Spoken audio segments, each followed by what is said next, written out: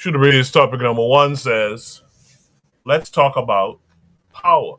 Should be topic number one says, let's talk about power. This takes us to X. So let me share my screen with you guys. I see some more of you join. I'll shout you out in a second. A little bit of a technical difficulty here, but I'll shout you out in a second. This takes us to X. Make sure you guys can see my screen. So just so people can understand, I guess, while I have time, this new streaming software, you got to do a couple of extra steps to make sure that people can see your screen, and that can be a bit of a humbug too. All right, so Shooter Breeze topic number one. Let's talk about white power. This takes us to X, and it's a post by Juice Stridham. It says, Orania, our request to Trump can be summarized in 3 words. And I'll read some of the comments after, but in the meantime, let's check out what they're talking about in the video. President Donald Trump just signed an executive order with 2 goals. The first, to freeze all financial aid to South Africa. President Donald Trump just signed an executive order with 2 goals. The first, to freeze all financial aid to South Africa. The second, to promote the resettlement of Afrikaners in the United States, to escape the draconian policies of the South African government. The Afrikaners of Orania take note of this development, and we are very thankful, specifically for the urgency with which this was tackled in regards to land expropriation and expropriation of property without compensation. However, our plea can be summarized in 3 words. Help us here.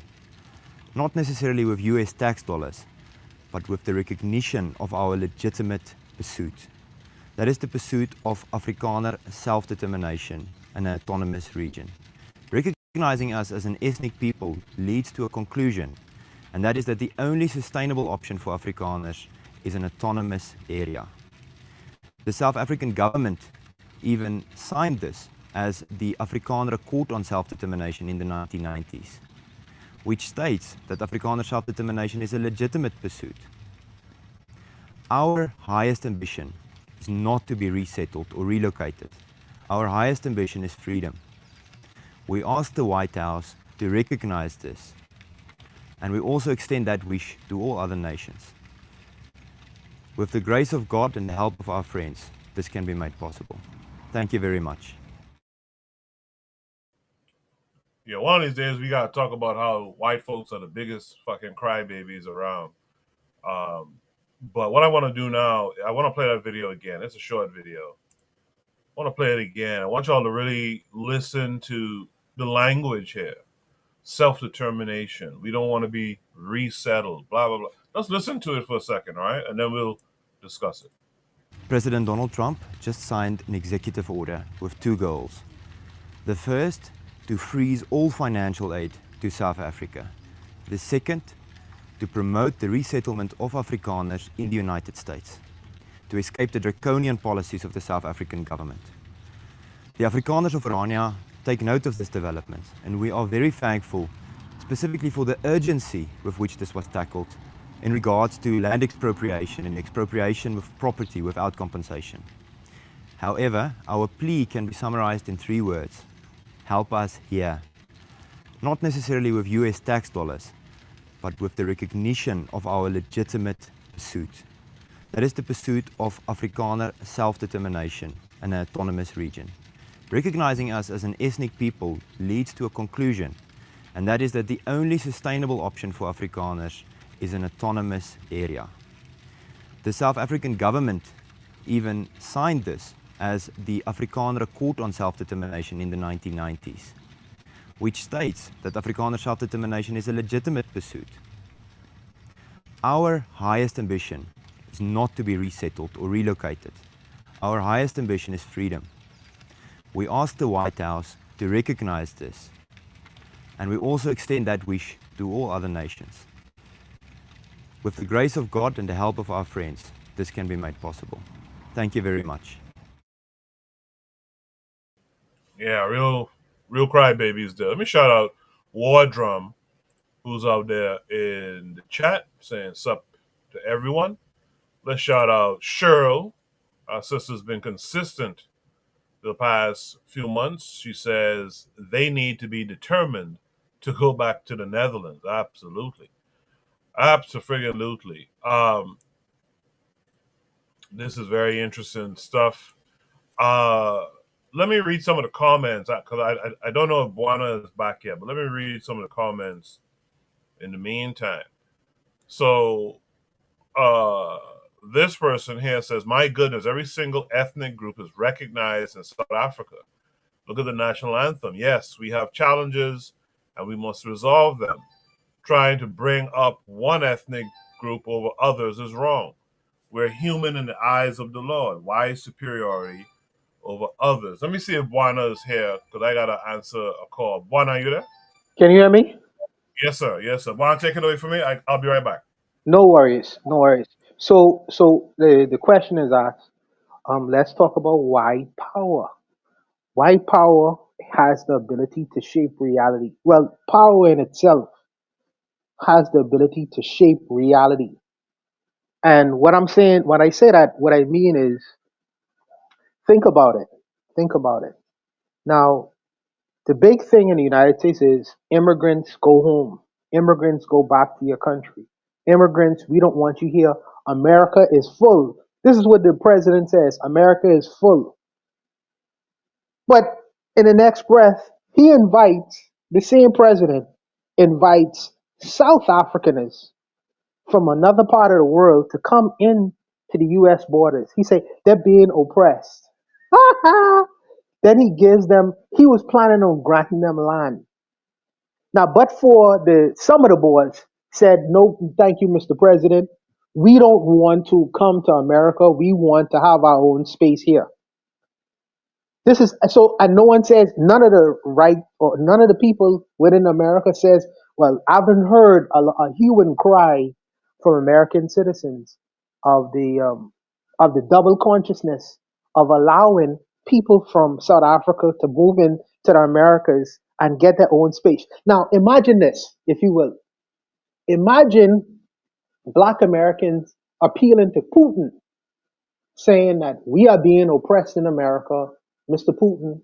We would like you to resettle us somewhere in Mississippi to be left alone for our own ability to determine ourselves. Do you know what would happen in that scenario? They would be called traitors and all manner of things. So now the South Africans, the black South Africans needs to do their job. When white boys make a cry to the president of America, knowing and understanding that their country is governed by a president already, it is treasonous behavior. It is treasonous behavior for you to do that. So I have to wait and see what the government of South Africa, President Ramaphosa, I wait to see what his response will be to that. But he has already proven himself to be a weak leader because when President Trump made commentaries about South Africa and pulling their aid, he makes a call to Elon Musk. Like Elon Musk is the president of the United States. Yeah, he makes a call to Elon Musk to beg, and it looks weird. It looks crazy. This is before he goes to a public audience and say, "Well, we won't do what you say to Trump. We won't do what you say." He tries to walk back his act of trying to call Elon Musk through his dad, to try to resolve the so-called issues of what's going on in South Africa. But I only would say to tell the South African brothers them, you can't have it both ways, bro. You can't have it both ways. You have to decide what you want to do. Either you gonna be, either you're gonna be walking side and side with the white boys in South Africa, or you gonna choose to go. Well, I can't even say Mugabe because the people in the president of Zimbabwe now, he seems to be walking back a lot of the things that Mugabe put in place and implemented. They seem to be begging the white farmers to come back. My goodness, suffering is a thing, man. Suffering is make you do some things that you wouldn't ordinarily do. But power is the ability to create reality, form and create reality. The issues with white power is that Let's take a country like England. They used to say that the sun will never set on England because they had so much colonies throughout the world. But what the white man did never understood is you could conquer lands, you could defeat people strategically through warfare, but you have to maintain these lands. And this is the thing that they couldn't ultimately do: maintain the lands that they was so called take charge over and conquered over. You have to recruit people who live in countries and territories and these colonial shores to participate. But what if they stop participating? What if they stop saying, the English way is the right way, or the American way is the right way? What if they say, we're gonna do our own thing and become independent now? It'll be then the price of you maintaining these territories will go up in value. You'll have to pay more money to try to bribe people to your way, and soon enough it become unfeasible. This is what the white man Hitler, this is what Churchill, this is what all the European colonialists and colonists never understood. Yes, you may conquer lands, but you have to maintain the lands you conquer over. And soon enough, people will get their own clue and say, well, you know what? I could govern my own society. I don't need you here. We don't need your bureaucracy. And this is the way the world is turning right now. They are actually taking a second look and saying, we could govern the world and we don't need your help anymore. The whole idea of white power is quickly fading, and the only thing is left is an old white man presenting himself to be a strong man, when really, in terms of influence, that was going out the door every day during this administration. So, Coco, I hope you're off the phone. I'll leave it there. Yeah, I'm back, brother. Thanks for holding that down. In the chat, Cheryl says, in other words, white people of the world, help us fight these Negroes that help retake the land our ancestors stole fair and square. Yeah, that's essentially what he's whining about. Trigger Happy 262 Plus says, would Trump be the best president of all time if he can successfully relocate them to America and protect them from so-called white genocide? I like the sarcastic comment there, but there'll be some merit to that, Trump being the greatest president of all time if he did that, right? Cheryl said he's literally asking other white nations to help them maintain their white power structure in South Africa. Trigger Happy 262 Plus says Trump is right. They are being quote unquote oppressed. They must be protected and shipped to white America to be among their people. Let South Africa be savage, quote unquote savage, to protect the Afrikaners. LOL. Wardrum says, I agree. He was talking about Buana's statements. He says, I agree. It's treasonous, which was interesting because if you notice on the screen, our boy Jose is in the comment section here. And he said one word, treason. A few other people commented and said, but the South African government has already given you this, hence the existence of Orania. But what won't happen is that we give away a part of the country to create another country within it. Someone else says, listen, you quack. There is nothing legitimate about the land you want Trump to help you with, you sicko. You all pillaged, raped, and murdered South Adrian blacks and stole their land. Get the fuck out of here with your perpetual psychosis, thinking what you stole is yours. Idiot. Someone else says here, Orania must relocate to U.S. No other option. We cancel Orania as from today. The old agreement gone. You only want money, nothing else. Trump is going to pissed as you have made him a fool. He gave you a refugee status and you threw it back in his face, you know? So those are some of the comments you see under the actual post that mimics some of the thoughts that we've had here, you guys in the chat, and Buana have had here so far. To continue with the chat, Matron says, you don't own what you cannot defend. These South Afrikaners should do their best to defend their land. Their stolen land, to be clear, says the matron. Cheryl says, LOL. It's interesting that their talking points sound a lot like black folks' talking points, don't it? we have a right to self-determination. Well, how come you all never respected our rights to self-determination? But we must respect your so-called right to self-determination on stolen land at that. It's incredible. Someone's in the chat in the comments says psychosis. It's incredible the psychology of these white folks, man. It's incredible, but I'm happy to see that we're starting to wake up a little bit. And like Juana said, this white power thing is on some weak legs now. Because we're starting to wake up. We're not doing it as fast as we can, and that's my fear. My fear is that if we don't keep up a certain rate of consciousness, that we'll still be behind. But people are waking up to this stuff. And thankfully, the folks on the continent in this area are speaking up against it. Now, I read a comment from someone earlier who was talking about Jesus Christ and all that stuff. We don't need to dwell on that type of thinking, but I'm glad that there's some folks who see it for what it is. Buan, you have any last thoughts on the problem? Sure, Kufu. I don't want to hear this nonsense on the internet about Pan-Africanism is dead and Pan-Africanism isn't useful. Because this man says, no, not only that, when Trump reaches out to South Africa and say, we're gonna fast track the white Afrikaners, the Boers, to come into the country, he's practicing Pan-Europeanism. He's saving his own people. And this guy in South Africa said, don't worry about that, Mr. President, but here's what we would like from you. So across continents, they're showing you how Pan-Europeanism works.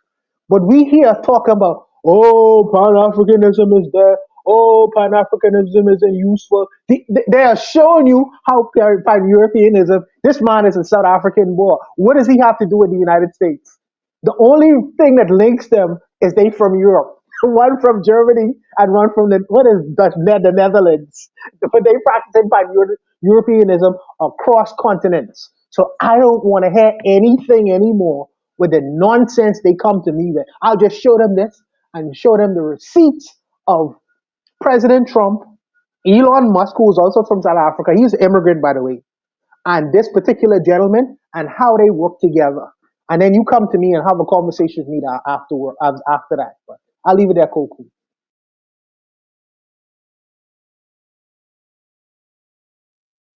I also want to point out another sticking point that comes up with Pan-Africanism versus what you're talking about now, Pan-Europeanism.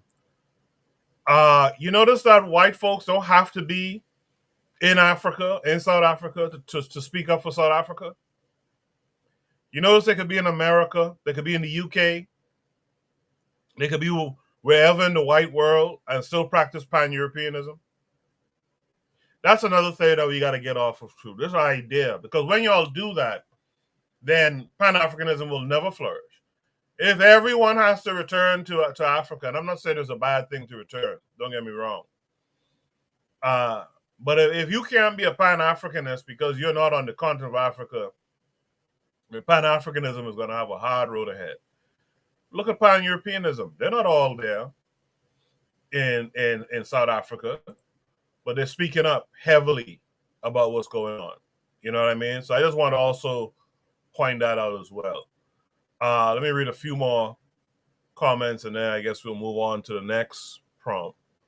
I see Anthony McPhail is out there. Right? Anthony McPhail saying peace to the panel in the chat. Cheryl says, what's wrong with the Netherlands? Seriously, why wouldn't they consider going back? Right? Why wouldn't they? Right? Provide triggers for evolution. She's with us this week again, but she's been pretty consistent as well. She's usually consistent anyway. She says, make no mistake, the Afrikaners are well armed, from what I understand. They will not allow, quote unquote, confiscation of any land, as Trump has claimed. I agree with that too. They are armed, and stolen land or not, they're gonna try to protect it, but they're playing a little game right now. right? For this world sympathy for what they're doing, because they're trying to create another genocide and apartheid in South Africa too. By the way, Cheryl says, I don't think white power is on weak legs. I think as their global population dwindles, they start to double down. Their small numbers has never stopped them from putting the smackdown on other nations. All right, well, you know what? I'm going to ask Buana his thoughts on that in a second. War Drum says, facts. Provide Trigger says, can we all swap refugee status? We will refuge to South Africa while the Afrikaners can refuge here in the U.S. That would be interesting. Cheryl says, great point. War Drum says, exactly right. Not too certain what they're saying. Great point, too. Trigger Happy says, I think it's more of the stages that different people groups are at. We have to build our main base, whereas they already have their own or several settler colonial states. I think I get it now. So they were saying exactly right to the Pan-Africanism being practiced without having to be on the African continent. No, I get it. I think ultimately we would have to have a strong Africa. That's absolutely correct. But it doesn't stop us. This misnomer that we're not Pan-Africanists, because if we were Pan-Africanists, we'll be on the continent. I think that has to stop. KW7 says, Khalid Muhammad gave the Azanian solution on the Donahue show in 1994. They refused to listen. Anthony McPhail says to KW7, he sure did. Buana, what are your thoughts on what, who was it? Cheryl said when she said she doesn't think white power is on weak legs, etc. What are your thoughts on that? No. What? I don't know if Cheryl Lees was here when I made the statement that you may have the ability to conquer lands, but you also have to maintain the lands you conquer. For instance, um, England used to be the center of the world, as America is right now. You know, they had a lot of territory, and they had governance over a whole lot of territories. But England is a small population. England is an island, really. It's not a very big population. So imagine if you not only have to maintain the land that you exist in, which was England, but what was happening is that their colonies, India, many countries in Africa, the Caribbean, you have to basically provide uh, enough resources. Even though you're taking resources out of the country, you have to provide enough resources to maintain these territories and put your people there.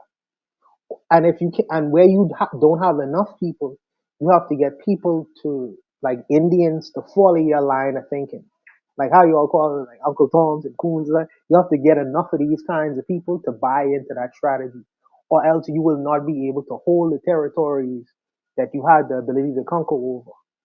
Because in a long enough timeline, these territories, the people within these territories will get a brain, and they can say, well, what you could do, I could do the same thing. What makes you any different from me? You know, we used to drool in the mouth because we wanted to do things the European way, because we had the belief and philosophy of the white man ice is being colder. Well, that notion is being challenged through the world right now. That is being challenged because we see when the white man ice is colder, I am able to put people in place, because they used to sell us on this idea of merit. We are the smartest, most intelligent. So we have the ability to do it. Therefore, we should be put in these places and structures. When we see the gangsterism what's going on now, Trump is putting people who don't even have no merit in high office and high positions. And we say, oh wait, y'all told us if we get all these degrees, we'd have all. Nah. It don't have nothing to do with merit anymore. It has to do with nepotism. If I like you, I will put you in high office to govern over. So you have people all around the world seeing these things and saying, "Oh, y'all ain't practicing what y'all preaching. Why should I have to listen to you?" So these, like I say, these ideas of if it's white is right. These ideas of, oh, do it this way. This is the proper European way of doing it, and if you don't follow it this way, it's improper. That is going out. As this internet has been constructive and informative, but it's been destructive to a whole lot of nonsensical ideas.